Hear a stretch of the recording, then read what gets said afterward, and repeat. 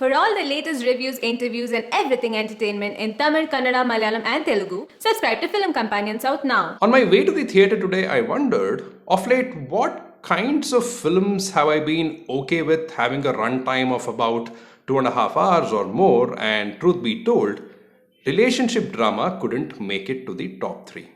I know it's easier said than done, but at the same time, it's also imperative for a relationship drama to be thoroughly engaging and have us invested in the relationship. But unfortunately, most of the recent ones that I've watched have not been successful at it. Hi, I'm Kairam Vaashi, and this is about the super reputed choreographer, dance master Brinda's directorial debut, Hey Sinamika. Sinam, as I understand, means anger, and hence Sinamika may mean angry woman, angry young woman, as against the angry young man that we are all used to. The role reversal here starts right from the title, and I'll come back to that later. Mauna, Aditi Rao, Hydari, and Yalan, Dulquer Salmaan meet at a coffee shop on the shore of a Cochin beach.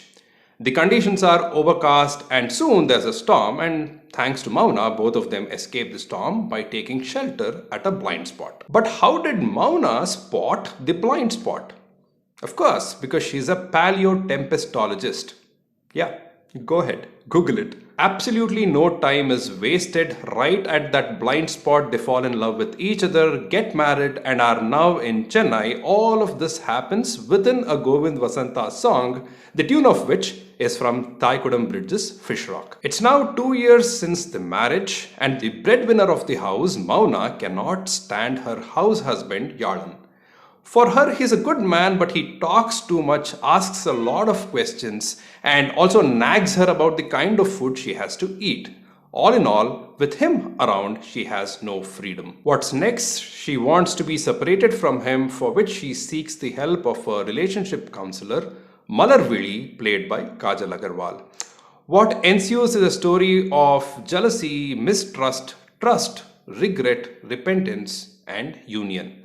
I'm going to leave the question, who is Yalan going to unite with, unanswered for obvious reasons. On a lighter note, given that Mauna is interested in Katrin Moli, and also there are 2 ladies and a man, I couldn't help but think that this too is Kathuvakala Rendu Kadal in its own way. The story, which apparently is an adaptation, does flow smoothly, albeit in a familiar manner.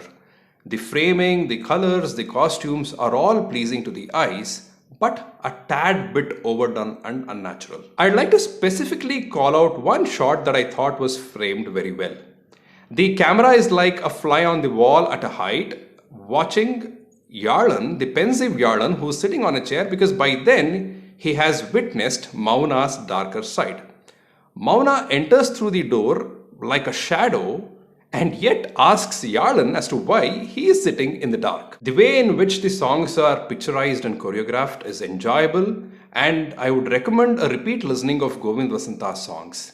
He has touched different styles. For instance, there's a rap with a Bharadiyar Kavidai. Speaking of which, I felt the film was trying to be poetic, intelligent, and all that we have come to happily associate with Madan Karki, who has taken charge of the writing department of this film.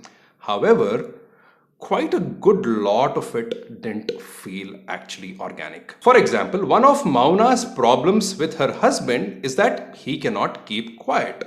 But she is Mauna, meaning quiet or silent. Or does her name signify the lull before the storm?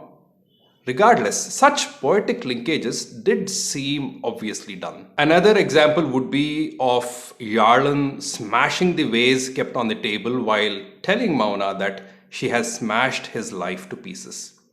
There are dialogue recalls, short recalls, one in the climax as well, but none of them fully provide the gratification that the writer perhaps expected and we, the audience, wished. Like I hinted at the beginning, length is a major issue here.